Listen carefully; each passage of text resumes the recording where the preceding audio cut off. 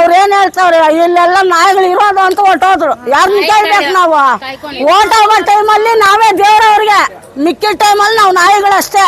ಜಾಸ್ತಿ ಮಾತಾಡಿದ್ರೆ ಏನು ಅರ್ಥ ಇಲ್ಲ ಅಷ್ಟೇ. ನನ್ನ ಹೆಸರು నాగరత్నమ్మ ಅಂತ. ఫ్రీ లోన్ చేయించుండారా కాదు అన్నా, నాకు నలుగురు బిడ్డలు. ఆయన నేను ఈ పొద్దు నా పుట్టినకి పంచలో పుట్టినాను నేను. నాకు 50 ఏళ్ళ వయసు. ఆయన ఒక సైట్ కానీ ఒక ఫ్రీ లోన్ కానీ నాకే నా బిడ్డలకి.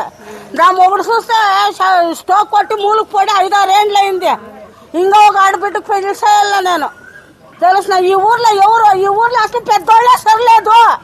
వాళ్ళకి కావాల్సింది వాళ్ళకి ఇస్తారు. మేము చెప్పేది తీయండి. ఎవరు నా పేరులో ఏమన్నా ఒక ఇల్లు కానీ ఒక సైట్ కానీ ఉంటే నాకు కొత్త ఏమి చేస్తాడు మీరు? నా పుట్టింట్లో పడినాను నేను. ఈ పొద్దులోను ఈ ఊర్లో ఎవరు గెలిస్తే వాళ్ళు ప్రతిష్ఠించుకుంటారు. వాళ్ళకి కావాల్సిన వాళ్ళు కూడా సహిస్తారు. మా ఇంట్లో కూడా కాలం లేదు. ఆయన ఈ ఊర్లో ఉండే వాళ్ళకే ఇచ్చేది, వాళ్ళకి తగ్గట్టు అయిన వాళ్ళకే. నేను మాట్లాడి అందరికి అడిగి నేను ఇప్పుడు షడిద్ అయిపోయినాను. ಕೊಡ್ತೀವಿ ಅಂತಾರೆ, ಕೊಡಲ್ಲ. ಸೈಡು ಇಲ್ಲ, ಮನೆ ಇಲ್ಲ, ಏನಾದ್ರೂ ಕೊಡ್ತೀವಿ. ಎಮ್ಮೆಲ್ಲಿ ಮಾತಾಡಕ್ ಹೋದ್ರೆ ಹೊಟ್ಟೋದ್ರು ಅವಾಗಲೇ. ಇವತ್ತು ದೀಪಾಳ್ಯ ಗ್ರಾಮ ಪಂಚಾಯತಿಯಿಂದ ಗ್ರಾಮ ಸಭೆ ಅಂತ ಹೇಳ್ಬಿಟ್ಟು ವಿಶೇಷ ಗ್ರಾಮ ಸಭೆ ಅಂತ ಗ್ರಾಮ ಸಭೆ ನಡೆಸಿದ್ರು. ಪಂಚಾಯತಿನಲ್ಲಿ ನಿಮಗೆ ಸೈಟ್ಗಳು ಕೊಡ್ತೀವಿ ಬನ್ರಿ ಅಂತ ಹೇಳ್ಬಿಟ್ಟು ಎಲ್ಲ ಜನಗಳಿಗೂ, ಇಡೀ ಪಂಚಾಯತಿನಲ್ಲಿ ಇರ್ತಕ್ಕಂಥ ಜನಗಳಿಗೆಲ್ಲನೂ ಇಲ್ಲಿ ಈ ಫೇಕ್ ಅರ್ಜಿಗಳು, ಇವರು ಒಂದು ಸುಮಾರು 300, ನನಗೆ ತಿಳಿದಿರೋ ಮಟ್ಟಿಗೆ 300 ಇನ್ನೂ ಜಾಸ್ತಿ ಇದಾವೆ ಅಂದರೆ ಒಂದು 500 ಅರ್ಜಿವರೆಗೂ ಬಂದವೆ. ಆದರೆ ಈ 500 ಜನದ ಹತ್ರನೂ ಅರ್ಜಿ ತಗೊಂಡಿದ್ದಾರೆ. 500 ಜನರ ಹತ್ರ ತಗೊಂಡು 500 ಜನಕ್ಕೂ ಇಲ್ಲಿ ಕರೆಸಿ ಸಭೆಗೆ ಇವತ್ತು ಹೋಗ್ತಾ ಒಬ್ರು ಮುಖಂಡ್ರು, ಅವ್ರ ಮುಖಂಡ್ರೇನೆ ಹೋಗ್ತಾ ನಾಯಿಗಳು ಬಂದವ್ರೆ ಇಲ್ಲಿಗೆ. ನಾಯಿಗಳು ನಿಂತ್ಕೊಂಡಿದ್ದಾರೆ ಅಂತ ಹೇಳ್ಬಿಟ್ಟು ನಾಯಿಗಳಿಗೆ ಹೋಲಿಸ್ಬಿಟ್ರು ಇವತ್ತು ಜನಗಳಿಗೆ. ನಮಗೆ ಅಲ್ಲಿಗೆ ಜನಗಳಿಗೆ ನಾಯಿಗಳನ್ನ ಹೋಲಿಸ್ಬಿಟ್ರಿ ಈಗ ತಾಲೂಕಿನಲ್ಲಿ. ಯಾಕಂದ್ರೆ ಅವ್ರ ಶಾಸಕರ ಹಿಂಬಾಲಕರು. ಅದು ಏನೋ ನಿಂದಿ ನಾಯಿ, ಆಮೇಲೆ ನಾಯಿ ಅಂತ ಹೇಳ್ಬಿಟ್ರು. ಆಮೇಲೆ ಏನೋ ಇನ್ನೊಂದೇನೋ ಅಂದ್ರಪ್ಪ, ಡಾಲರು ಏನೋ ಬಿಲಿಯನ್ಸ್. ನಮ್ಮ MLA ಬಿಲಿಯನ್ಗೆ ಬದುಕಿರೋರು ಅವರು. ಏನು ಬೇಕಾದರೂ ಮಾಡ್ತಾರೆ ಅವರು.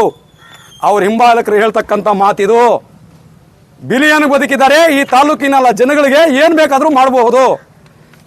ಇನ್ನೊಂದು ವಿಷಯ ಹೇಳ್ತೀನಿ ಸಾಹೇಬ್ರನ್ನ, ನಮ್ಮ ಶಾಸಕರನ್ನ ನಾನು ಕೇಳ್ತೀನಿ.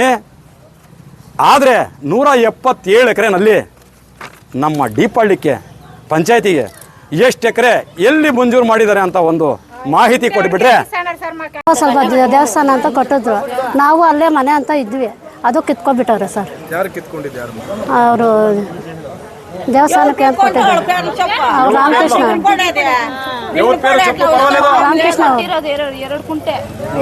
ಎರಡೂವರೆ ಕುಂಟೆ ದೇವಸ್ಥಾನ ದಾನ ಅಂತ ಕೊಟ್ಟಿರೋದು. ಅದು ಮನೆ ಕಟ್ಕೊಂಡಿದ್ದು ಸರ್, ಸ್ವಲ್ಪ ಅದು ಕಿತ್ಕೊಂಡ್ಬಿಟ್ಟವ್ರು. ಬಾಡಿಗೆ ಮನೆಗಿದ್ವಿ. ಇಲ್ಲ ಹಾಕಿದ್ವಿ. ಇಲ್ಲ ಸರ್, 2 ವರ್ಷ ಇನ್ನ ಇಲ್ಲ ಸರ್.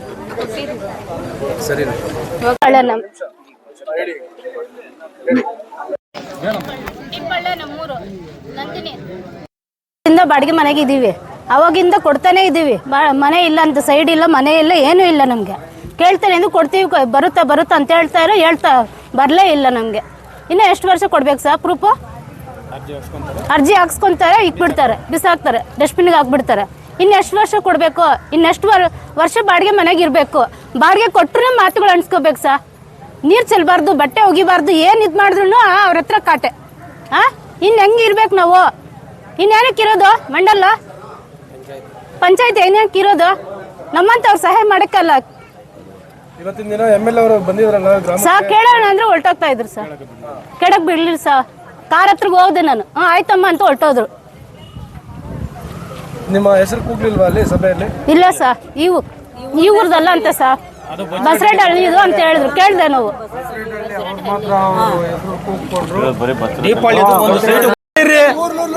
ಅಕ್ಕವ್ರೆ ಒಂದ್ ನಿಮಿಷ ಇರ್ರಿ.